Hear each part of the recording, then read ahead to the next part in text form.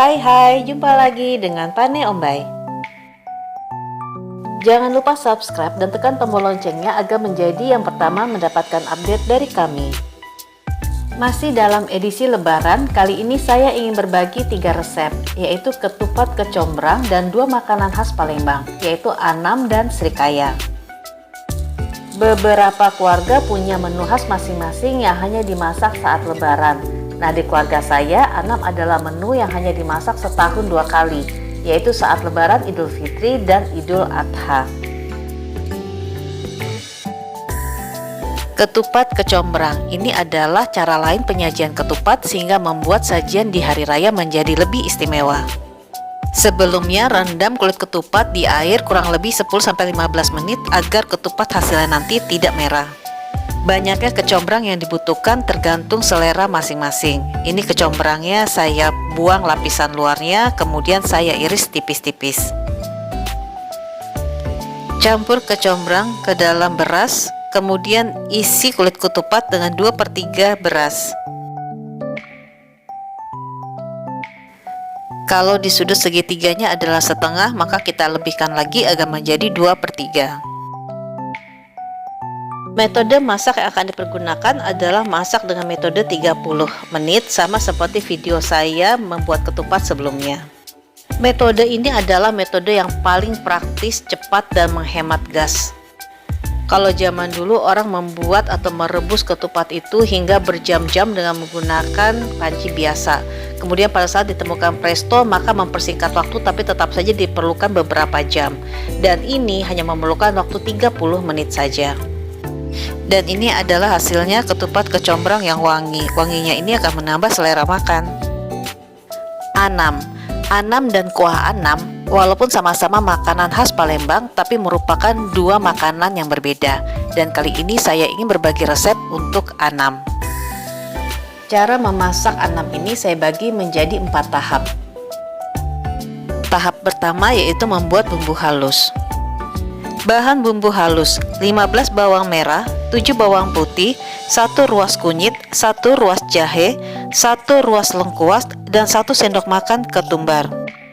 Semua bahan bumbu disangrai sampai harum dan sedikit layu, kemudian dihaluskan dengan menggunakan blender atau diulek. Kalau sudah, disisihkan dahulu. Tahap kedua, 100 gram kelapa parut disangrai sampai kuning kecoklatan, kemudian kelapa sangrai dihaluskan. Pada saat mensangrai, gunakan api kecil ya, agar coklatnya itu merata. Sesudah dihaluskan, maka sisihkan terlebih dahulu. Tahap ketiga, haluskan 200 gram daging ayam, 200 gram daging sapi, 200 gram hati ayam, dan 1 butir telur. Tahap keempat, rebus 1 liter santan cair, 5 sendok makan santan kental, 2 batang serai, dan 2 lembar daun salam. Santan cair di sini maksudnya adalah perasan kedua dari kelapa, atau jika menggunakan santan kemasan atau instan, maka perbandingannya adalah 1:2. Misalnya 100 ml santan dicampur dengan 200 ml air. Masukkan bumbu halus yang telah kita buat di tahap pertama. Masukkan kelapa sangrai yang telah kita buat di tahap kedua. Rebus hingga mendidih, dan dalam proses merebusnya maka terus aduk hingga mendidih. Jadi hal ini agar santan tidak pecah. Sudah mendidih, maka kita masukkan daging yang telah kita giling. Ini saya masukinnya cukup dengan menggunakan sendok saja dan dia langsung terbentuk.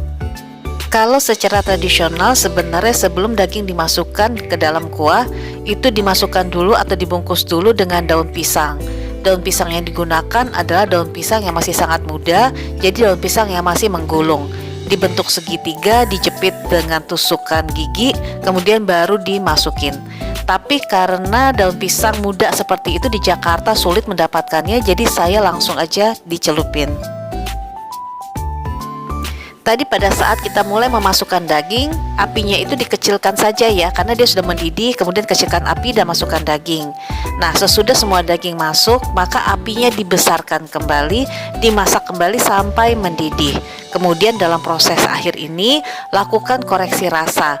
Dicoba lagi apakah kurang garam atau mesti tambah gula, dan tambahkan juga kaldu bubuk agar lebih gurih. Dan kuah Annam sudah jadi. Srikaya Palembang atau Srikoyo. 10 lembar daun pepaya kita potong-potong dan kita blender dengan 300 ml santan.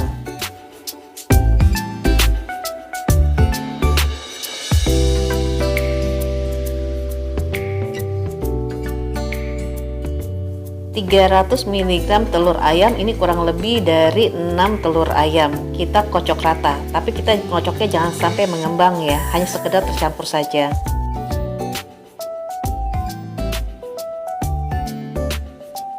Masukkan santan yang telah di blender dengan daun pandan ke dalam telur dengan cara disaring.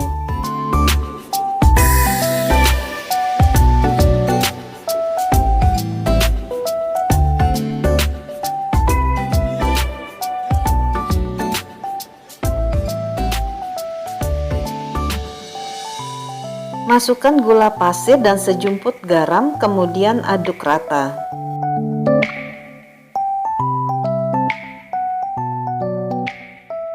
Sebelum dimasukkan ke dalam wadah tahan panas, saring lagi agar lebih halus hasilnya.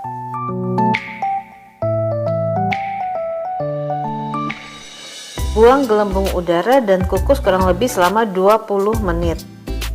Pada saat mengukus, tutup panci dengan serbet sehingga airnya itu nanti tidak jatuh ke atas kue. Dan ini adalah hasilnya Srikaya atau Srikoyo Palembang. Demikian sharing resep dari saya, ketupat kecombrang, Annam, dan juga Srikaya atau Srikoyo Palembang. Semoga bermanfaat dan sampai jumpa di video berikutnya.